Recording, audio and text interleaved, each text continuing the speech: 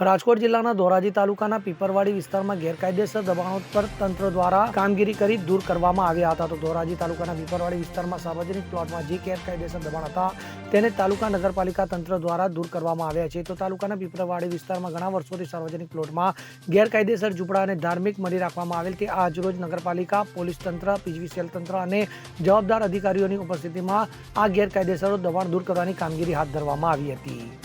અલ્પેશ ત્રિવેદી સાથે CN24 news, Dhoraji. હવે જુઓ દેશ દુનિયાની તમામ ખબરો તમારી આંગળીના ટેરવે. ઉઠાવો મોબાઈલ અને Google Play Store પરથી ડાઉનલોડ કરો અમારી CN24 ન્યૂઝ મોબાઈલ એપ.